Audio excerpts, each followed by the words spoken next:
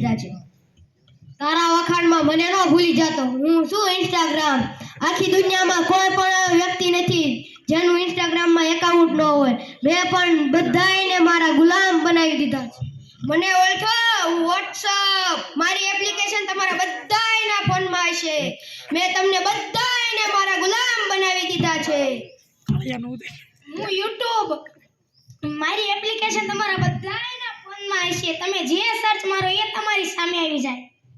મને ઓળખો, હું ગૂગલ. તમે જે સર્ચ કરો કે સમાચાર કે અન્ય માહિતી મેળવવા માંગો છો તો સર્ચ કરતા તમને તરત જ મળી જાય છે. તમે બધાય અમારા ગુલામો છો.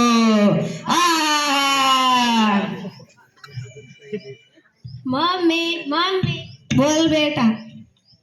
કાલે અમારી સ્કૂલમાં એક્ઝામ શરૂ થાય છે. તમે મને એક્ઝામની તૈયારી કરાવો ને. હું અત્યારે મારી બેનપણી સાથે વાત કરું છું. તું તારા પપ્પાને જઈને કે. સારું. પપ્પા કાલે અમારી સ્કૂલમાં એક્ઝામ શરૂ થાય છે. તમે મને એક્ઝામની તૈયારી કરાવો ને. મારે હમણાં 10 વાગે ઓફિસે જવાનું છે ને હજી મારે ઘણું બધું કામ છે. તું સાંજે આવું ને ત્યારે તૈયારી કરાવીશ. સારું. મમ્મી બોલ બેટા. પપ્પા તો 10 વાગે ઓફિસે જવાના છે. હવે તમે જ મને કરાવો. હું અત્યારે મારી બેનપણી સાથે વાત કરું છું. તું ઘડીક મોબાઈલ જો પછી હું તને કરાવીશ. સારું.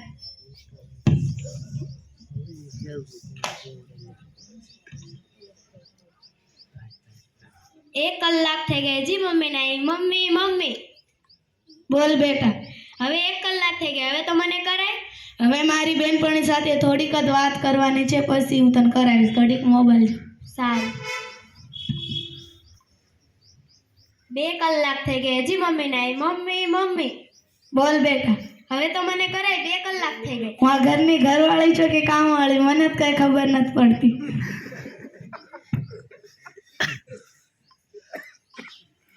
પપ્પા તમે આવી ગયા? હા. હવે તો મને કરાવો. હું અત્યારે બહુ થાકી ગઈ છું. તું તારા મમ્મીને કે. સારું. મમ્મી બોલ બેટા. પપ્પા તો થાકી ગયા. હવે તમે જ મને કરાવો. હવે તો રાત થઈ ગઈ. હવે તમારે રસોઈનો ટાઈમ થઈ ગયો.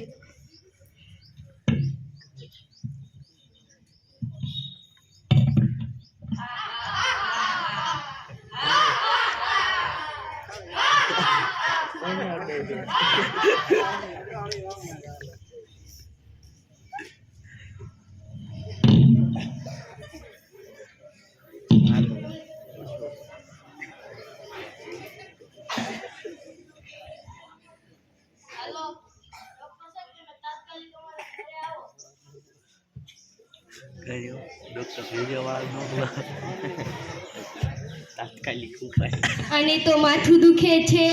આંખોમાં પણ થોડું દેખાય છે.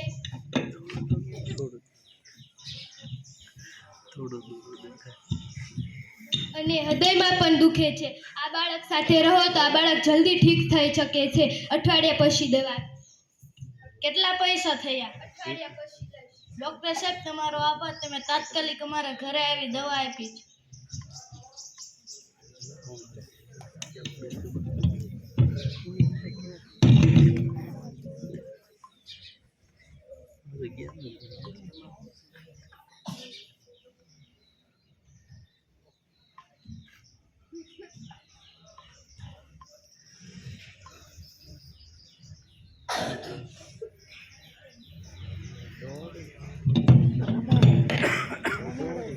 મને તો આ ગેમમાં ખૂબ મજા આવી. મમ્મી તું મને બીજી ગેમ રમાડ ને.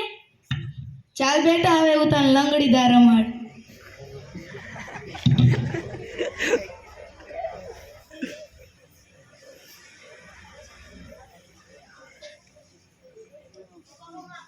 આ ગેમમાં તો મને ખૂબ મજા આવી. તમે મને બીજી ગેમ રમાડો.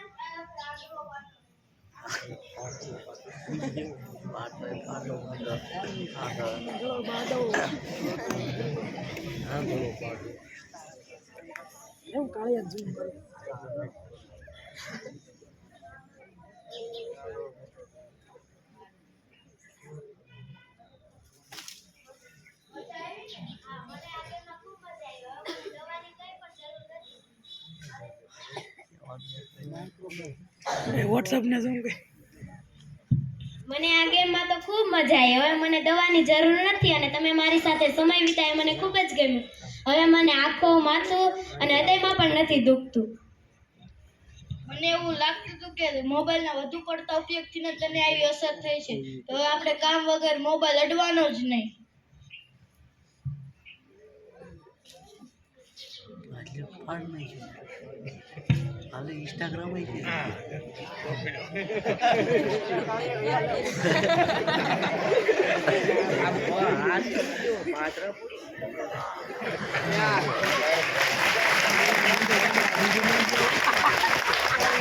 હવે ગ્રામજનો, તમે પણ મોબાઈલનો ઉપયોગ કરશો નહીં. જો તમે મોબાઈલનો ઉપયોગ કરશો ને તો તમને પણ માથું, હૃદય અને દુખશે. જો આંખોમાં પણ થોડું થોડું દેખાશે.